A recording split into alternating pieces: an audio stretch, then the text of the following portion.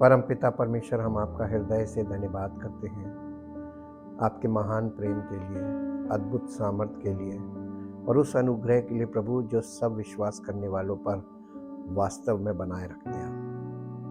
पिता परमेश्वर, हम आपका धन्यवाद करते हैं क्योंकि आप अद्भुत कार्य करके हमारे जीवन को चुन लेते हैं और जब हम आपकी शरण में आते हैं तो आप हमें नई सृष्टि बनाकर अपनी महिमा करते हैं और अपनी देह में रखकर हमें अपनी महिमा का बर्तन बनाते हैं, ताकि जो देखें वो समझ जाएं कि हम परमेश्वर के लोग हैं। और आपकी अद्भुत सामर्थ्य के द्वारा आप हमारे जीवन में कार्य करते हैं और अद्भुत सामर्थ्य के द्वारा हमारे जीवन से कार्य करते हैं और सब लोगों के बीच में अपनी महिमा को प्रकट करते हैं। इसके योग्य आप हमें बनाते हैं और फिर हमारे जीवन को प्रयोग करते हैं। हम आपका धन्यवाद करते हैं। चाहते प्रभु आपकी अपरंपार आशीषें जो हमें प्राप्त हो रही हैं उनमें हमारा जीवन आगे बढ़े और आपकी महिमा का कारण बने। धन्यवाद के साथ इस प्रार्थना को आपके इकलौते पुत्र प्रभु यीशु मसीह के नाम से मांगते हैं, आमीन। Praise the Lord. The voice of God session 28, how to obtain insight. हम अंतर्दृष्टि कैसे प्राप्त कर सकते हैं। हम लोग पूरा सीरीज में आ रहे हैं and this is the fourth part of how to obtain insight. पहला था knowledge, wisdom, understanding 3 and the fourth is insight. हमारी स्पिरिचुअल नॉलेज और स्पिरिचुअल अंडरस्टैंडिंग और स्पिरिचुअल विजडम कंक्लूड होती है हमारी स्पिरिचुअल इनसाइट पे। This is the conclusion part.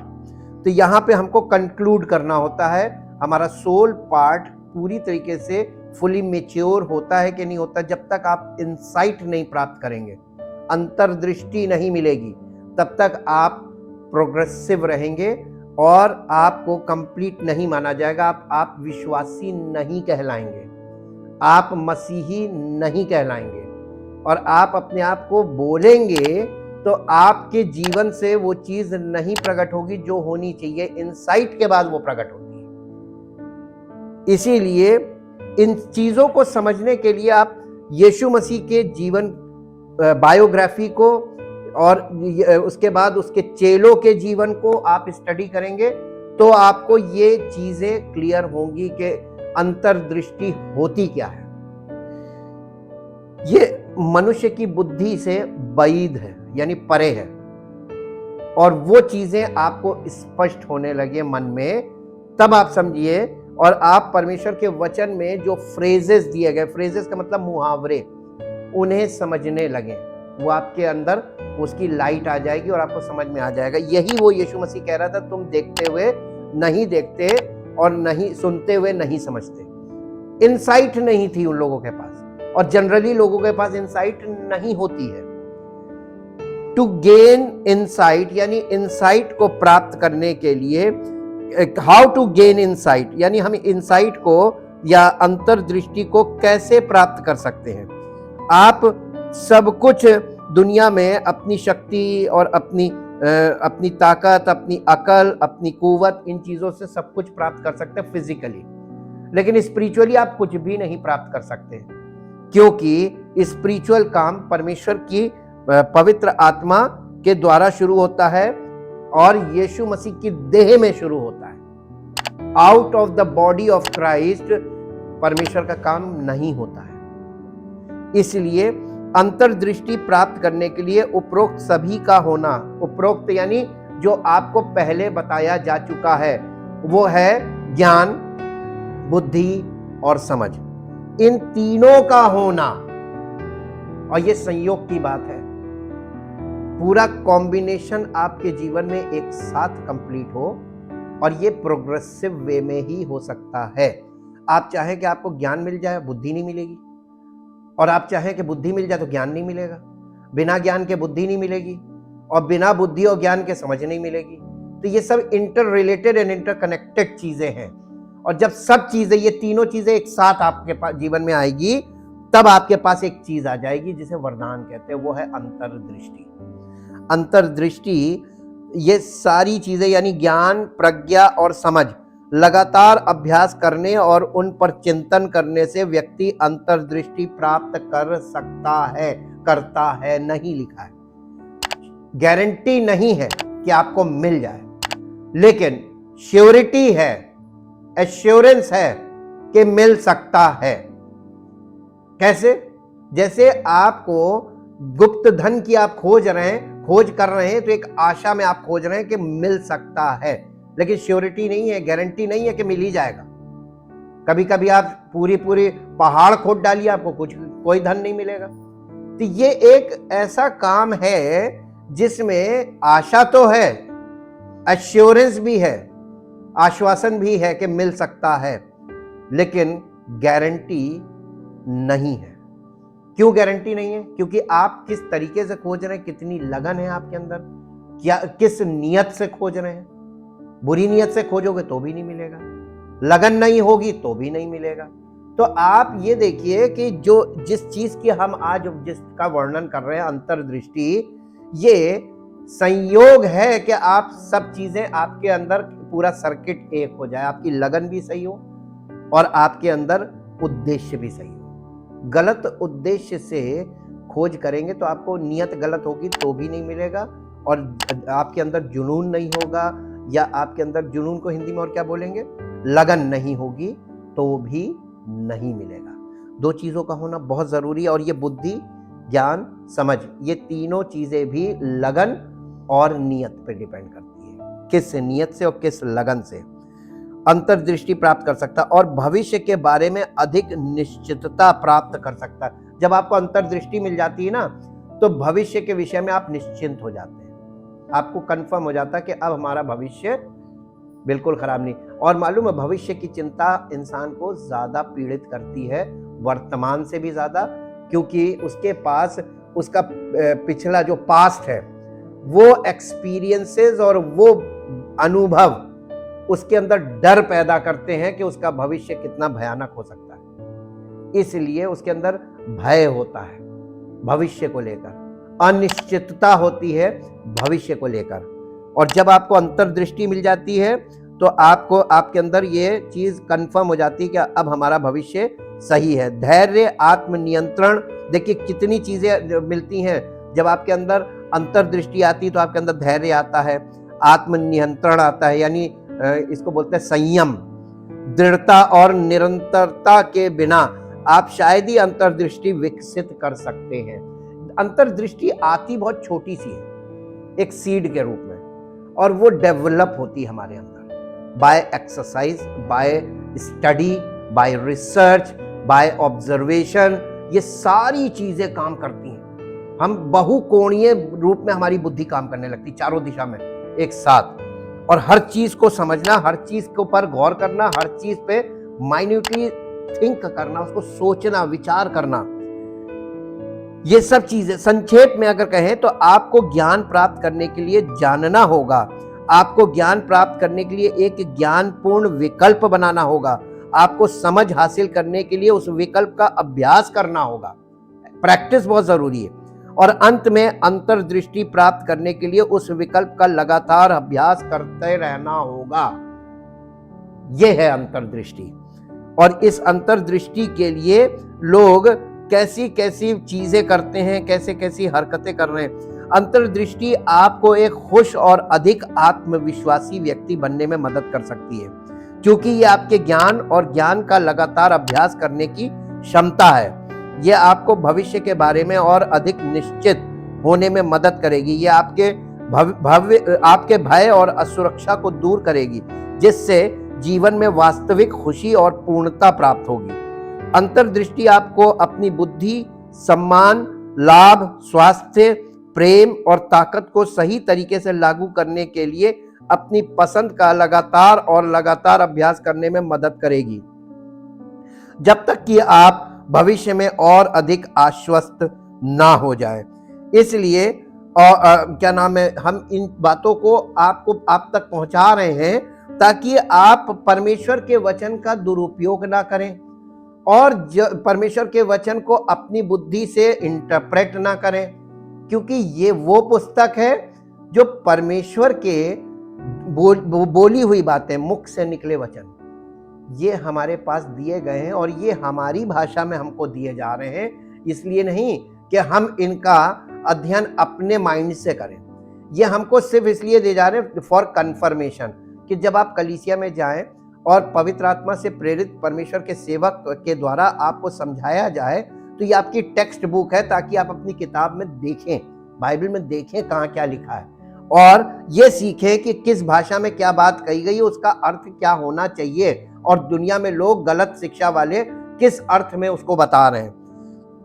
अभी और भविष्य में बेहतर जीवन जीने के लिए हमें ज्ञान, समझ और ज्ञान और प्रज्ञा और समझ और अंतर्दृष्टि की आवश्यकता है।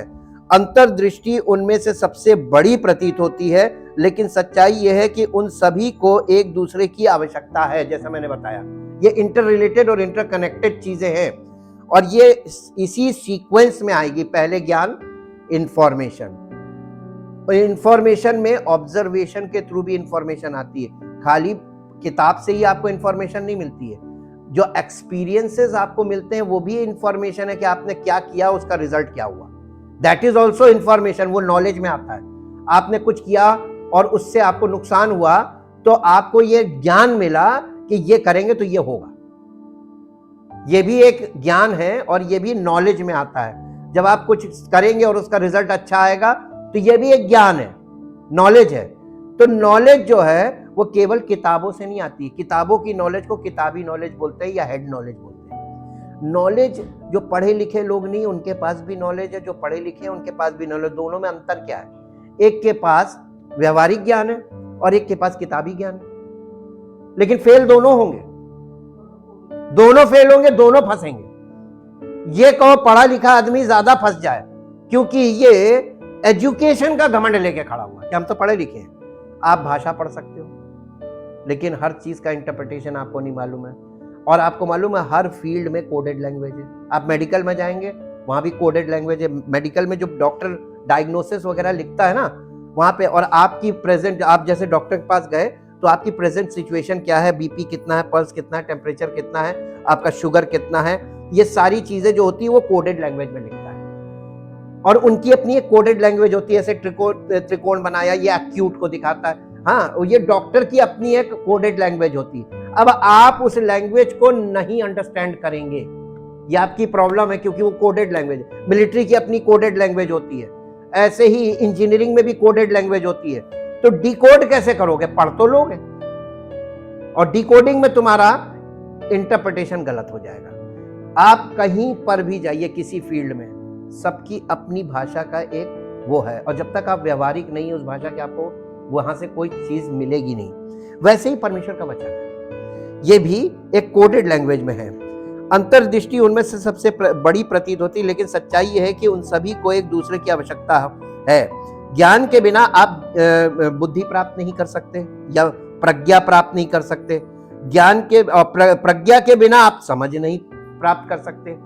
तो इसका मतलब यह है कि अगर आपके पास ज्ञान है, यानी नॉलेज है कि बाइबल में क्या क्या लिखा, कहाँ लिखा, कैसे लिखा, ये एक नॉलेज है, तो लेकिन आपको वो वहां पे क्यों लिखा है, किस कॉन्टेक्स्ट में लिखा है, उसका क्या अर्थ होगा, उसका हमारे से क्या संबंध होगा, नहीं मालूम। आपको बस ज्ञान है।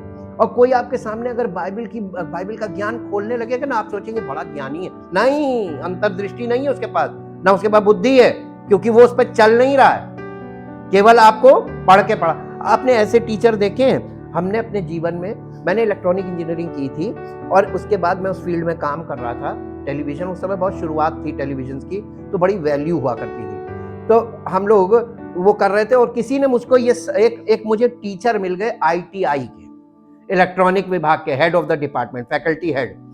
और वो उनकी टीवी खराब थी, उनकी टीवी बनाने गए, तो वो मुझसे कहने लगे आप ITI कर लो। तो हमने कहा सर हम ट्रेनिंग तो कर चुके हैं। कहने लगे ITI का सर्टिफिकेट ले लो, आपको फायदा मिलेगा। हमने क्या फायदा मिलेगा? अरे कहने लगे आपको कहीं जॉब मिल जाएगी। हमने कहा सर आप कहते हैं तो हम क्लासेस नहीं अटेंड कर सकते, हमें थ्योरी पूरी मालूम है और हम फील्ड में ऑलरेडी काम कर रहे हैं, हमारे पास प्रैक्टिकल एक्सपीरियंस भी है। तो मालूम है उन्होंने क्या कहा? उन्होंने कहा आप सिर्फ एग्जाम देना, रजिस्ट्रेशन करवा देंगे, आप एग्जाम देना, आपको कुछ नहीं करना होगा, आपको सर्टिफिकेट हम दे देंगे। Very good. यानी ट्रेंड को सर्टिफिकेट दुनिया में बड़े बड़े इंस्टीट्यूशन देने को तैयार है, लेकिन अनट्रेंड को कोई ट्रेनिंग नहीं दे पा रहा। तो हमने उनके वहां पे एक चीज सीखी कि इलेक्ट्रॉनिक डिपार्टमेंट के हेड हैं, लेकिन इनको इलेक्ट्रॉनिक के काम की ABCD नहीं मालूम है। उन्हें ये भी नहीं मालूम मीटर से क्या हम चेक कर रहे हैं। हमने उनके घर में टीवी बनाई था, हमें पता चला कि ये इलेक्ट्रॉनिक का चैप्टर्स पढ़ाते हैं, ज्ञान बांट रहे हैं, किताबी ज्ञान, हेड नॉलेज, लेकिन इनको मालूम नहीं है कि काम कैसे होता है। और ऐसे भी लोग मैंने अपने जीवन में देखे हैं जो बिल्कुल किताब से उनका कोई लेना देना नहीं, लेकिन वो इलेक्ट्रॉनिक की दुकान खोल के बैठ के, आप नाके पे जाके देखिए, सड़क के किनारे एक टेबल रख के खटाखट दिन भर चीजें बना रहे हैं। उनको वो पढ़े लिखे नहीं होते, ना कोई ट्रेनिंग होती है। ये भी एक ज्ञान है, व्यवहारिक तरीके से सीख लिया। तो आपको दुनिया में हर तरीके के व्यक्ति से बहुत कुछ सीखने को मिलता है। ऑब्जर्वेशन है ये। और ऑब्जर्वेशन से हमने क्या प्राप्त किया कि इंसान के पास ज्ञान तो सबके पास है, पढ़े लिखे के पास भी, अनपढ़ के पास भी, और कभी कभी बुद्धि भी है, यानी प्रज्ञा, वो काम कर रहा है, उसमें प्रैक्टिस कर रहा है। लेकिन प्रैक्टिस करने के साथ साथ उसके पास अंडरस्टैंडिंग की कमी होती है, समझ नहीं है। तो कभी कभी वो ऐसे बड़े बड़े फॉल्ट कर देगा सिर्फ वो एक्सपीरियंस गेन करने के लिए, जिसमें उसको अपनी जेब से भरना भी पड़ेगा। ऐसे भी लोग हैं, और ऐसा मैंने भी किया। यानी एक्सपेरिमेंटल वे में जब हम कोई काम करते हैं कि ये तार उठाया और हमने तुक्के से कहा कि ये यहाँ का होना चाहिए, वहां पे लगा दिया, बाहर गया, और जितना नुकसान हुआ सब अपनी जेब से भरना पड़ेगा। ये क्या हुआ? समझ नहीं थी। बुद्धि थी, ज्ञान था, लेकिन समझ नहीं थी। तो हर पॉइंट पर जब आप कुछ करते हैं, ज्ञान के बाद भी आपको परेशानी होगी और नुकसान उठाना पड़ेगा, और ज्ञान और बुद्धि दोनों मिल गए तब भी आपको नुकसान उठाना पड़ेगा, समझ नहीं है। और जब ये तीनों मिल जाएंगे तब आपके पास अंतर्दृष्टि होनी चाहिए। अगर अंतर्दृष्टि नहीं तो आप बहुत आगे तक नहीं जा पाएंगे, तो आप इनकम्प्लीट ही रहेंगे। ये अंतर्दृष्टि हमारे सोल पार्ट को कंप्लीट कर देती है। मैं स्पिरिचुअली बात कर रहा हूँ, फिजिकल एग्जांपल जरूर दे रहे हैं, लेकिन बात मेरी स्पिरिचुअली है। और ये समझ के बिना आप अंतर्दृष्टि प्राप्त नहीं कर सकते। ये कदम या चरण हैं जिन्हें हमें जीवन में वास्तव में खुशी और सफलता प्राप्त करने के लिए पूरा करने की आवश्यकता है। क्या चीजें मिलेंगी? आप इसको कंप्लीट करते हैं जब, तो क्या मिलता है? खुशी और सफलता। खुशी का मतलब मन में शांति आ जाती है, पीस ऑफ माइंड हो जाता है, और सफलता, दो चीजें आपके साथ होती हैं। जहां जहां आप जाएंगे वहां वहां आप और आपके संपर्क में आएगा कोई व्यक्ति और आपको फॉलो करे, तो उसको भी वही चीजें मिलने लगेंगी। लेकिन पहले क्या मिलेगा? पहले ज्ञान मिलेगा, फिर बुद्धि मिलेगी, फिर समझ मिलेगी, फिर अंतर्दृष्टि मिलेगी चेला बनने पे, उसके बाद वो कंप्लीट होगा।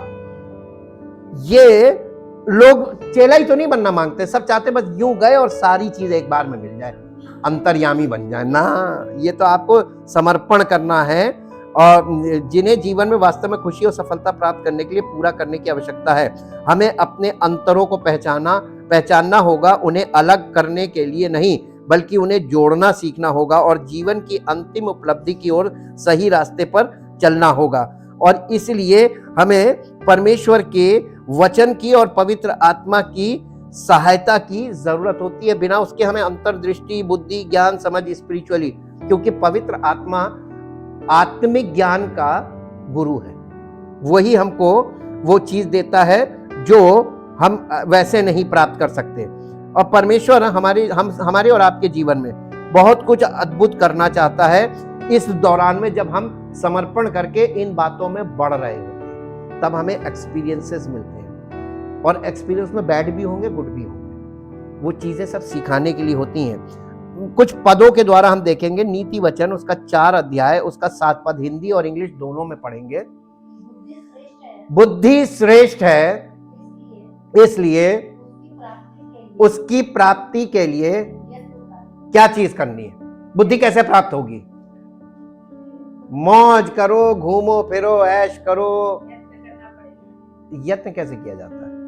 लोग यत्न ही तो नहीं करना मांगते हैं। स्पिरिचुअली वो चाहते हैं कि बस सब कुछ बैठे मिल जाए। यत्न करो, बुद्धि प्राप्त करने के लिए यत्न का मतलब होता है प्रयत्न। आपको कोशिश करनी पड़ेगी जी।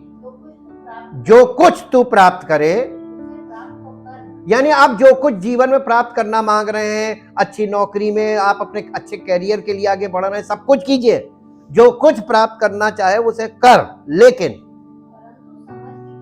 परंतु समझ की प्राप्ति का यत्न, इसका मतलब कलीसिया को मत छोड़ना, सब कुछ करो लेकिन परमेश्वर की उपस्थिति को मत छोड़ना।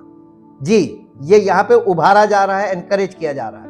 जी, the beginning of wisdom is get wisdom, skillful and godly wisdom, for skillful and godly wisdom is the principal thing, and with all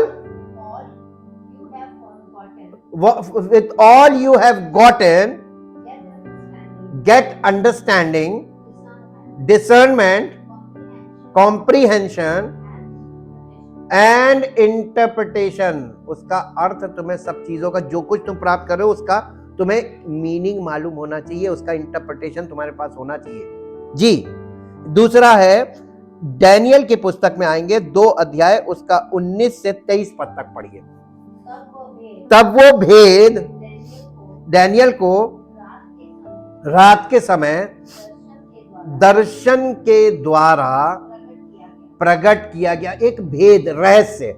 ये अंतर्दृष्टि क्या चीज है? अंतर्दृष्टि का मतलब होता है कि परमेश्वर की ओर से कोई भेद है पृथ्वी पर, वो भेद सबके सामने भेद रहेगा, रहस्य। लेकिन परमेश्वर से जो लोग कनेक्टेड होते, जिनका कनेक्शन परमेश्वर के साथ, right relationship with God, right standing with God, जो परमेश्वर के साथ सही संबंध में होते हैं, उनके ऊपर वो भेद प्रकट किया जाता है। इसी को अंतर्दृष्टि बोलते हैं। और ये डैनियल के साथ द्वारा हम देखते हैं उसके जीवन में। यहाँ पे हम आपको व्यवहारिक दिखा रहे हैं कि अंतर्दृष्टि कितनी इंपॉर्टेंट चीज है। जी, तब डैनियल ने स्वर्ग के परमेश्वर का ये कहकर धन्यवाद किया, परमेश्वर का नाम युगान युग धन्य है, क्योंकि बुद्धि और पराक्रम उसी के हैं, समयों और ऋतुओं को वही बदलता है, राजाओं का अस्त। यानी कौन किस कंट्री में कौन राजा होगा, ये कौन डिसाइड करता है, कौन नियुक्त करता है? कभी आप मत कहिएगा कि पब्लिक ने चुना ना। राजा कौन चुनता है? और मनुष्य की बुद्धि उसी की ओर कर देता है, सब उसी की ओर डालने लगेंगे। ये परमेश्वर का काम है। और ये इस बात को यूनिवर्सल ट्रुथ के रूप में हमेशा अपने माइंड में रखिए। कभी गफलत मत कीजिए कि वो उस देश में वो आके बैठ गए या उन्होंने कैप्चर कर, कुछ नहीं। वो बैठा सर्वशक्तिमान, उसके आगे कोई बुद्धि, कोई युक्ति, कोई समझ काम नहीं करती है। तो राजाओं का उदय अस्त कौन करता है? अभी भी लोग कंफ्यूज रहते हैं। बड़े बड़े विश्वासियों को मैंने इस बात में देखा, वो कंफ्यूज है। हमारे देश में आज जो राजा है परमेश्वर की ओर से नियुक्त किया हुआ है। इसीलिए परमेश्वर के नए नियम में लिखा है, जो अधिकारी तुम्हारे प्रदेश का जो हेड है, चीफ मिनिस्टर, वो भी परमेश्वर की ओर से नियुक्त किया हुआ है। वहां पे लिखा है वो परमेश्वर की ओर से नियुक्त किया हुआ व्यक्ति है। आज्ञा मानना और अपने लॉ ऑफ द लैंड को फॉलो करना। जी, हाँ, बुद्धिमानों को बुद्धि और समझ वालों को कौन देता है? अब आप परमेश्वर से कितना प्यार करते हैं, ये बात उस पर टिकती है। आपका समर्पण कितना है, ये बात वहां जाके टिकती है। आप कितना परमेश्वर को सच्चे हृदय से प्यार करते हैं और कितना आप उसको समर्पित हैं। आप संसार में लिप्त हैं और आप ये कहते रहिए हम प्रभु को बहुत प्यार करते। नहीं, वो इमोशनल नहीं है। वो तुम्हारी बोली, तुम्हारे दिखावे पे बिल्कुल नहीं जाता। वो हार्ट में देखता है, मन में क्या चल रहा है। 24 आवर्स में 2-3 घंटे यहाँ के छोड़ के आपके मन में क्या चीज छाई हुई है, आप उसी के हैं। अगर संसार की बातें आपके अंदर छाई हुई हैं, और सोशल मीडिया में आज लोग बहुत ज्यादा एक्टिव हैं, ये एक नशे की तरह है, ये लत है, और उनमें ये लत लगी हुई है। और वो कहे कि हम परमेश्वर से प्यार करते हैं ना, परमेश्वर नहीं मानेगा, हम मान लेंगे। और परमेश्वर जब तक नहीं मानेगा आपको दो चीजें ये नहीं मिलेंगी, बुद्धि और समझ नहीं मिलेगी, और इसके बिना आपको कुछ नहीं मिलेगा। जी हाँ, 21 तक है।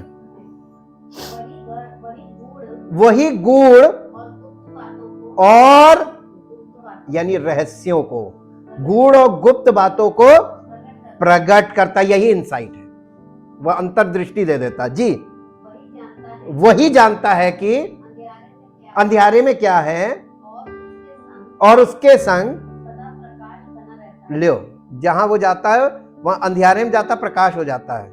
जी, हे मेरे पूर्वजों के परमेश्वर, मैं तेरा धन्यवाद करता हूं और स्तुति करता हूं, क्योंकि तूने मुझे बुद्धि और शक्ति दी है, और जिस भेद का खुलना हम लोगों ने तुझसे मांगा था, उसे तूने मुझ पर प्रकट किया है। तूने हमको राजा की बात बताई है। राजा की क्या बात बताई? राजा ने एक स्वप्न देखा और उसने अपने देश के सारे तांत्रिकों, पंडितों, सब ओझाओं को, सबको बुलाया और कहा मैंने जो स्वप्न देखा वो भी बताओ और उसका अर्थ भी बताओ। सब के सब डर गए। वो कहने लगा मैं यानी मृत्यु दंड दूंगा, नहीं बता पाओगे। वो सब बेचारे नहीं बता सकते थे, कोई नहीं बता सकता। अर्थ बताते अगर वो स्वप्न बताता, लेकिन वो कह रहा था स्वप्न भी बताओ, उसका अर्थ भी बताओ। ये तो बड़ी भयानक चीज हो गई। लेकिन जब ये समाचार उसको मिला, डैनियल को, डैनियल परमेश्वर का जन था, पवित्र आत्मा से भरा हुआ था, उसने कहा कि नहीं, मैं बताऊंगा, आ बैल मुझे मार। उसने कहा मैं बताऊंगा, उनको कोई नुकसान ना पहुंचाओ उन लोगों को, क्योंकि वो संसारिक लोग नहीं बता पाएंगे, मैं बताऊंगा। और तब इसने परमेश्वर से प्रार्थना की।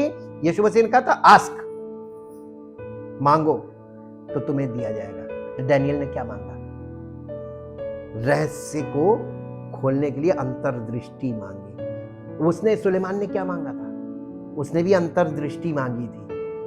और जिसने अंतर्दृष्टि मांगी वो सब, इसमें देखिए टॉप कैरेक्टर्स हैं, उनको सब कुछ मिला, फिजिकली भी सब कुछ मिला, नाम भी मिला, शोहरत भी मिली, पैसा भी मिला, पद भी मिला, लेकिन अंतर्दृष्टि के द्वारा मिला, उनके खुद के कुछ किए से नहीं मिला। और जब इसको ये चीज मिल गई, इंसाइट मिली, तो ये परमेश्वर की महिमा कर रहा है, उसका धन्यवाद कर रहा है और पवित्र आत्मा में भरकर वो बातें बोल रहा है जो आज लोग मानते नहीं है, कि राजाओं का उदय अस्त तू ही करता है, मौसम का चक्र तेरे हाथ में। आज प्रकृति में ये जलवायु परिवर्तन क्या है? मौसम का चक्र बदल गया, ये नहीं बदला है, परमेश्वर का क्रोध है, जिसके कारण अब वो चक्र जो है वो उसकी कोई चाल नहीं रह गई। जब देखो तब कुछ भी हो सकता है, any time.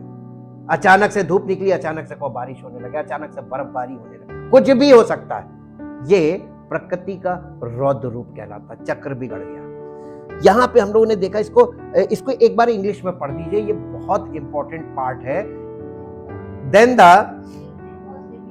Secret was revealed to Daniel in a vision of the night, and Daniel blessed the God of heaven. Daniel answered, blessed be the name of God forever and ever, for wisdom and might are his. He changes times and the seasons. He removes kings and sets up kings. He gives wisdom to the wise and knowledge to those. किसको बुद्धि देता है? बुद्धिमान को। He gives wisdom to the wise. परमेश्वर किसको बुद्धि देता है? बुद्धिमान को।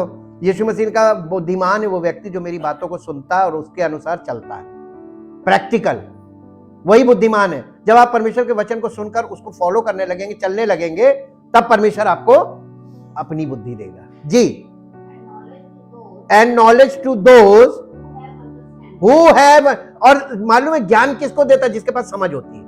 पता चला आपको ज्ञान दे दिया और आपके पास समझ नहीं है, तो आपको चाकू दिया, चाकू से मर्डर भी हो सकता है और चाकू से सर्जरी भी हो सकती है। अब आप चाकू का बिना समझ के क्या इस्तेमाल करेंगे? मर्डर कर देंगे, है ना?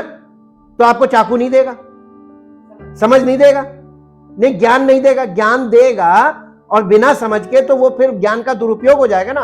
अब आज हिंदुस्तान में मोबाइल सबके हाथ में आ गया, ये वही चीज है, समझ किसी के पास नहीं थी, ना समझ के हाथ में एक गलत चीज आ गई। तो आज हालत देख लीजिए क्या है, पर पर्सन की हालत खराब है, मानसिक स्थिति खराब है, भावनात्मक स्थिति खराब है, आर्थिक स्थिति खराब है, पारिवारिक स्थिति खराब है, रिश्ते खराब, सब कुछ खराब, एक चीज के कारण, क्योंकि वो उसकी गलत चीजों में लिप्त हो गया और नशा बन गया। जी, he reveals the deep and secret things. He knows what is in the darkness, and the light dwells with him. I thank you and praise you, O God of my Father, who has given me wisdom and might, and has made known to me now what we desired of you, for you have made known to us the solution to the king's problem. राजा की समस्या का समाधान मुझे दिया, एक common व्यक्ति को दिया, क्योंकि वो परमेश्वर का जन था और राजा जिस समस्या में ग्रसित था उसको कोई नहीं बता पा रहा था, इसको सलाहकार बना दिया और ये राजा के महल में एक पद पा गया। परमेश्वर की आत्मा से भरे हुए लोग राजाओं तक का एक्सेस रखते हैं ये, और लेकिन सही होना चाहिए, सच्चा होगा तो। इसी के साथ एक पद और पढ़ दीजिए, इसी का 23 पद पढ़ दीजिए, 19 से 23 है, फिर 9 का 21 से 25, 9 अध्याय में आ जाइए, डैनियल 9 अध्याय 21 से 23। तब वो पुरुष जिब्राइल, जिसे मैंने उस समय देखा जब मुझे पहले दर्शन हुआ था, उसने वेग से उड़ने की आज्ञा पाकर सांझ के अन्न बलि के समय मुझको छू लिया और मुझे समझाकर कैसे बात करने लगा। ये आर्कएंजल है, यानी प्रधान स्वर्गदूत, नॉर्मल स्वर्गदूत नहीं, इसके अंडर में ढेर सारे होते हैं। ये प्रधान स्वर्गदूत है, इसका नाम क्या था? जिब्राइल। मदर मेरी के पास कौन आया था यीशु मसीह के जन्म के बारे में? जिब्राइल, ये वही है। और ये डैनियल के पास आया और बात कैसे कर रहा? स्वर्गदूत कैसे बात करते हैं? स्वर्गदूत हमेशा स्वर्ग के मैसेंजर हैं, ये मैसेंजर्स ऑफ गॉड है, परमेश्वर के संदेश वाहक है। और परमेश्वर खुद नहीं आता, एक मैसेंजर भेजता है और ये आकर डैनियल से कैसे बातें कर रहा है? समझाकर बातें करने लगा। उसने मुझसे कहा, हे डैनियल, मैं तुझे बुद्धि और प्रवीणता देने को अभी निकल आया हूं। जब तू गिड़गिड़ाकर विनती करने लगा तभी, यानी अब डैनियल की प्रार्थना क्यों सुनी गई? क्योंकि डैनियल स्वार्थी बात नहीं कर रहा था, शारीरिक चीजें नहीं मांग रहा था। अब मैं आपको यह बताना मांग रहा हूं कि प्रार्थना का मतलब क्या होता है। परमेश्वर के साथ संपर्क स्थापित करना, असंभव के लिए उसकी सहायता मांगना। और परमेश्वर बुद्धि के लिए हमको, किसी को भेजेगा बुद्धि देने के लिए, किसी को भेजेगा ज्ञान देने के लिए, किसी को भेजेगा समझ देने के लिए, किसी को भेजेगा अंतर्दृष्टि देने के लिए, या हो सकता है एक ही व्यक्ति के द्वारा ही सब कुछ मिल जाए। लेकिन परमेश्वर आपको जमीन पर कोई चीज ऐसे टपका के नहीं देगा, ये ले ले जी। तब ही इसकी आज्ञा निकली, इसलिए मैं तुझे बताने आया हूं, क्योंकि तू परमेश्वर की दृष्टि में अति प्रिय ठहरा है। इसलिए उस विषय को समझ ले और दर्शन की बात का अर्थ जान ले। दर्शन की बात का अर्थ देखिए, जब ये प्रार्थना कर रहा था, दर्शन उसके लिए एक स्वर्गदूत भेजा के जाके इसको डिटेल में समझा के आओ, इसका अर्थ क्या है, रहस्य खोल रहा परमेश्वर। आप जब कलीसिया में आते हैं तो अभी आप बिल्कुल जीरो ग्राउंड से आए हैं। आपको परमेश्वर कौन है नहीं मालूम, परमेश्वर कैसा नहीं मालूम, परमेश्वर का स्वभाव क्या नहीं मालूम, परमेश्वर के बारे में कुछ नहीं जानते, 0/0। और आप बस कह देते हैं मैं विश्वास करता हूं। किस पे? और परमेश्वर के विषय में आपसे कोई सवाल कर लिया जाए, मालूम नहीं, हम तो प्रभु पे भरोसा। तो कौन प्रभु? पृथ्वी पर बहुत से प्रभु है। नए नियम में लिखा है पृथ्वी पर बहुत ढेर सारे प्रभु। तुम किसको प्रभु मानते हो परमेश्वर जानता है, लेकिन परमेश्वर बोलेगा नहीं, क्योंकि जिसे तुम प्रभु मानते हो उसे परमेश्वर नहीं मानता। परमेश्वर एक है तो प्रभु भी एक ही है। उस एक प्रभु को जिसे परमेश्वर ने प्रभु ठहराया है, उसे तुम कितना जानते हो? नहीं जानते। वो यीशु मसीह आप नहीं जानते। तो हमेशा इस बात को कि मैं नहीं जानता हूं, आप मानते किसको हो? जिसे नहीं जानता हूं। तो आप बिना जानकारी के मान रहे हो, यही आपका फॉल्ट है जी। इसी का एक और पद होगा 21 से 23। हाँ, हो गया। अब इसको इंग्लिश में पढ़ दीजिए। Yes. While I was speaking in prayer, the man Jibrail, whom I had seen in the former vision, being caused to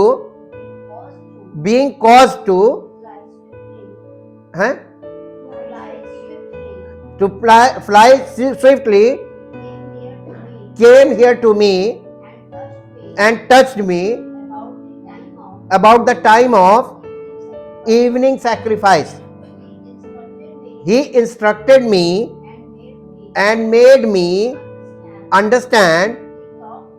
He talked with me and said, "O Daniel, I am now come for to give you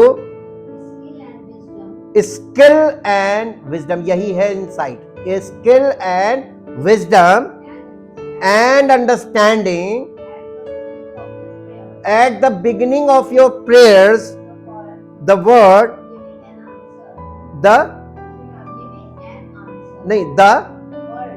word giving an answer went forth, and I have come to tell you, for you are greatly beloved. Therefore consider the matter and understand the vision. यानी दर्शन को समझ ले, क्योंकि तू परमेश्वर की दृष्टि में अति प्रिय ठहरा, beloved in the sight of God. When Jesus came, और जब उसने पानी में बपतिस्मा लिया, ऊपर आया, परमेश्वर का आत्मा उतरा, और उस समय ये आकाशवाणी हुई, ये मेरा प्रिय पुत्र है जिससे मैं अत्यंत प्रसन्न हूं। बुद्धि, ज्ञान, समझ, अंतर्दृष्टि, ये सारी चीजें इसके अंदर हैं। और परमेश्वर ने हमें क्या दिया है? पुत्र दिया है। जिसके पास पुत्र है उसके पास ये सारी चीजें हैं, पैकेज दे दिया। अब लोग परमेश्वर के पुत्र को जानते तक नहीं, और उनके अंदर ये बात है, मैं विश्वास करता हूं किस पे? क्योंकि जिसके पास पुत्र है उसके पास ये सब चीजें हैं, और अगर नहीं है तो वो पुत्र को जानता नहीं है, वो केवल ये कह रहा कि मैं विश्वास करता हूं। यहां पे वो फंस गया। आपका विश्वास सही नहीं, आप किसको प्रभु मान रहे हो ये तो परमेश्वर देख रहा है ना, इसलिए आप पकड़ जाओगे। परमेश्वर के सामने जरा भी चालाकी नहीं चलेगी, कोई युक्ति, कोई बुद्धि। लूका रचित सुसमाचार उसका 24 अध्याय का 45 से 47 पढ़िए। तब उसने, किसने? यीशु मसीह ने पवित्र शास्त्र बूझने के लिए ये अंतर्दृष्टि दे दी उनको, उनकी समझ खोल दी, और उनसे कहा, यूं लिखा है कि मसीह दुख उठाएगा और तीसरे दिन मरे हुओं में से जी उठेगा, और यरूशलेम से लेकर सब जातियों में मन फिराव का और पापों की क्षमा का प्रचार उसी के नाम से किया जाएगा। ये बात यीशु मसीह ने उनको बताई और साथ साथ क्या दिया? अंतर गिफ्ट है। ये आप इसको डेवलप कर सकते हैं। एक बार आपको अंतर्दृष्टि मिली, अब आप इसको एक्सरसाइज कीजिए और इसको डेवलप कीजिए कि आपकी अंतर्दृष्टि कितनी बढ़ी, आपने प्रभु को कितना जाना। और इसके बाद इसी का 27 पद पढ़ दीजिए। तब उसने मूसा से और सब भविष्यवक्ताओं से आरंभ करके सारे पवित्र शास्त्र में से अपने विषय में लिखी बातों का अर्थ उन्हें ये इंसाइट दे दी। यीशु मसीह यही काम करता है। आप बाइबल कितनी भी पढ़ लीजिए, किसके नजरिए से आपने पढ़ी और उसका अर्थ आपको किसके नजरिए से मिल रहा है, कौन है, किसके पॉइंट ऑफ व्यू से आप कह रहे हैं कि इसका मतलब ये है। पवित्र आत्मा के नजरिए से ठीक है और यीशु मसीह के नजरिए, क्योंकि पवित्र आत्मा का नजरिया और यीशु मसीह का नजरिया एक रहेगा। बाकी जितने लोग हैं उतने नजरिए होंगे एक एक पद के। और यही बात यहां पर हम लोगों को देखने और समझने को मिल रही है। एक और जगह चलिए, मत्ती रचित सुसमाचार उसका 16 अध्याय का 12 पद पढ़िए। मत्ती रचित सुसमाचार 16 अध्याय। तब उनकी समझ में आया कि उसने यानी यीशु मसीह ने रोटी के खमीर से नहीं पर फरीसियों और सदूकियों की शिक्षा से सावधान रहने को। देखिए यहां पे हुआ क्या है, ये एक पद में ये इंसाइट कहलाता है। उनको ये इंसाइट मिली, अंतर्दृष्टि मिल गई। मालूम यीशु मसीह फ्रेजेस में बात करता था। उसने अपने चेलों से कहा शास्त्रियों फरीसियों के खमीर से चौकस रहना, बी केयरफुल, यानी be vigilant, be careful with the क्या बोलते yeast of the Pharisees and Sadducees. तो शास्त्रीय फरीसियों के खमीर से चौकस रहने का ये एक मुहावरा है। और उन्होंने सोचा कि यार रोटी नहीं लाए, रोटी भूल गए। यीशु मसीह इशारा दे रहा है कि रोटी। देखिए फिजिकल माइंड तुरंत फिजिकल बातों पे जाता है, लेकिन उस यीशु मसीह ने उनको कहा कि जब मैंने तुम मेरे साथ रहे हो, 5000 को खिलाया 5 रोटी से, 4000 को खिलाया 4 रोटी से, मैं रोटी को मल्टीप्लाई कर देता हूं, तो रोटी के विषय में तो मेरी कोई टेंशन है नहीं फिजिकली। तब उनको ये इंसाइट मिली, अंतर्दृष्टि मिली कि ये, तब उनकी ये समझ में आया कि वो शास्त्रियों फरीसियों की शिक्षा से चौकस रहने को कह रहा था। जैसे ऊंट का सुई के नाके से निकल जाना, ये मुहावरा है। धनवान का स्वर्ग के राज्य में प्रवेश इतना कठिन है, कितना कठिन है उसने बताया। ऊंट का सुई के नाके से निकल जाना सहज है, सरल है, लेकिन धनवान का स्वर्ग के राज्य में प्रवेश इम्पॉसिबल, ऑलमोस्ट इम्पॉसिबल। इसका मतलब ये हुआ क्योंकि जो धन पे भरोसा करता है वो परमेश्वर पे कभी नहीं कर सकता, इसलिए इम्पॉसिबल है। और कितना भयानक वो इंसाइट आपके पास, अंतर्दृष्टि होगी तो आप समझ जाएंगे कि ऊंट और सुई का नाका, जहां से धागा डालने में दिक्कत होती है, वहां से ऊंट निकल सकता है क्या? तो ये इसका मतलब अंतर्दृष्टि की बात है, जब वो नहीं हो सकता, लेकिन यीशु मसीह कह रहा है एक बार वो पॉसिबल है, ये पॉसिबल नहीं। इसका मतलब टोटली इम्पॉसिबल। धनवान का स्वर्ग के राज्य में प्रवेश इम्पॉसिबल, क्योंकि वो धन लेके जाना मांगेगा, धन जा नहीं सकता।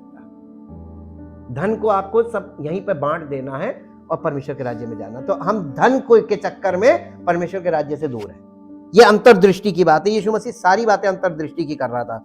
इसी के साथ साथ एक और पद पढ़ दीजिए, आपको मिलेगा यशायाह नबी की पुस्तक 64 अध्याय का 4 पद। क्योंकि प्राचीन काल ही से तुझे छोड़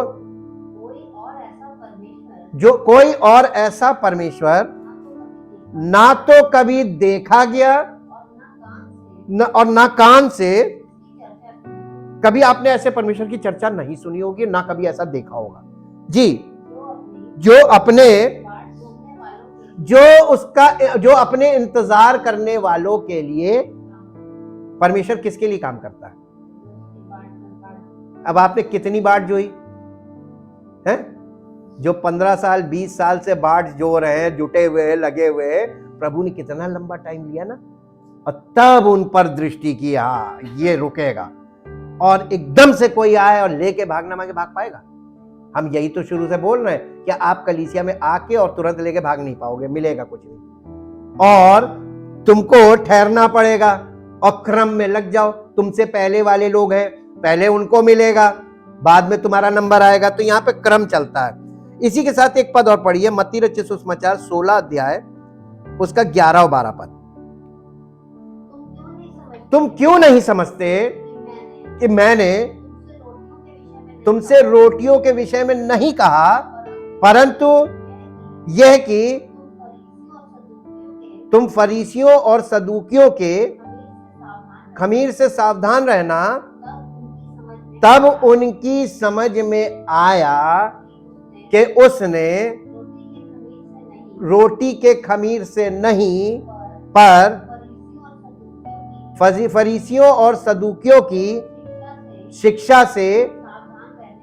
यीशु मसीह बार बार शिक्षा के ऊपर ये शिक्षा देता भी था, लेकिन साथ साथ वो ये कहता था कि सावधान रहना, झूठी शिक्षा, सांसारिक शिक्षा और मसीही शिक्षा में अंतर है। मेरी शिक्षा की गारंटी मैं ले रहा हूं, लेकिन मेरे नाम से कोई झूठी शिक्षा दे, उसकी गारंटी मैं नहीं लूंगा और तुम्हें वहां से कुछ नहीं मिलेगा, बल्कि जो तुम्हारा है वो भी चला जाएगा।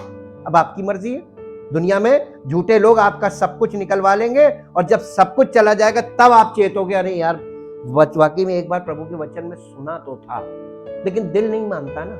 गलत लोगों का मन गलत जगह पर लगता है, ये मन की बात है। गलत लोगों का मन सही जगह पर नहीं लगता है, और ठीक इसी प्रकार से इसका उल्टा है। सही लोगों का मन गलत जगह नहीं लगता है, उनका मन सही जगह ही लगेगा। तो मन की बात है, आप किस मन के हैं, आप अपने ग्रुप को खुद ही पकड़ लोगे, आपका ट्रैक खुद ही आपको मिल जाएगा और आप उसी में चलोगे। उधर के लोग इधर नहीं आ सकते, इधर के लोग उधर नहीं जा सकते, ये पॉसिबल नहीं है। अब एक और चीज आपको बताते हैं, मुहावरों को समझ लेना अंतर्दृष्टि है। सरल भाषा में आपको बता दिया। फ्रेजेस को समझ जाना, यानी कोई बात आपसे इशारे में बोली जा रही, कोडेड लैंग्वेज, और आप समझ गए, तो इसका मतलब आपके पास अंतर्दृष्टि है। तभी तो यीशु मसीह ने अपने चेलों से क्या कहा था, तुमको स्वर्ग के राज्य के भेदों की अंतर्दृष्टि दी गई है, सबको नहीं मिली है। तो चेलों को मिली थी और चेलों के द्वारा उनके चेलों को मिली। अब कहीं पर यह नहीं लिखा है कि आम जनता को चेलों ने बांटी। यीशु मसीह ने अपने चेलों से कहा था, जाओ चेला बनाओ, और जो चेला बनेगा तुम्हारे द्वारा वो अंतर्दृष्टि उसको मिल जाएगी। तो किसको मिलेगी? चेलों को मिलेगी। अब चेला आप बनना नहीं चाहते आजकल के लोग, प्रोसेस है लंबा, और जब तक गुरु है तो चेले की कोई वैल्यू भी नहीं है। तो गुरु के रहते चेला कब तक रहे? थोड़े समय बाद चेला विद्रोह करता है कि नहीं, मैं भी तुमसे तुम्हारी बराबर रखता हूं, भागता है। यही तो कलीसियाओं में हो रहा है। और इसीलिए प्रभु यीशु मसीह ने कहा था, I will build my church. तुम कुछ मत करना, तुम बस जो मैं कहूं वो करना। यू आर माई सर्वेंट, तुम मेरे कहे के अनुसार काम करना, तब तुम मेरे चेले ठहरोगे। मेरे चेले बनना, मेरे गुरु मत बनना। आज यीशु मसीह के गुरु बन गए, वो खुद को अपना मसीह डिक्लेयर कर रहे हैं कि मैं भी मसीह। Thank you, thank you, thank you Lord. परम पिता परमेश्वर, हम आपका हृदय से धन्यवाद करते हैं। आपके वचन में बहुत प्रकाश है, और आपके वचन में जब तक मनुष्य को अंतर्दृष्टि आपकी ओर से ना मिले, वह आपके वचन की बातों को कभी भी देख नहीं सकता और देखकर समझ नहीं सकता। और ये समझ वही सकता है जो इसमें देख सकता है। हम प्रभु आपका धन्यवाद करते हैं उत्तम वरदान के लिए, जो आपके पुत्र प्रभु यीशु मसीह के द्वारा उन लोगों को जो उसके चेले बनते हैं उन्हें प्राप्त होता है, क्योंकि ये वरदान है। हम चाहते प्रभु जितने लोग कलीसिया में जुड़े हुए हैं, काश ये सबको ये वरदान मिले। और प्रभु इसीलिए तो आपने उन्हें कलीसिया में जोड़ा है, और इसीलिए प्रभु आपने उन्हें इस कलीसिया के साथ कनेक्शन में रखा है, ताकि वे अंतर्दृष्टि पाए और आपके सच्चे चेले कहलाएं। आपकी महिमा और आपकी सच्चाई उनके जीवन से प्रकट हो और उनका जीवन आपकी महिमा का कारण बने। धन्यवाद करते हैं प्रभु, इस प्रार्थना को आपके इकलौते पुत्र प्रभु यीशु मसीह के नाम से मांगते हैं, आमीन। Praise the Lord. परमेश्वर आपको आशीष दे।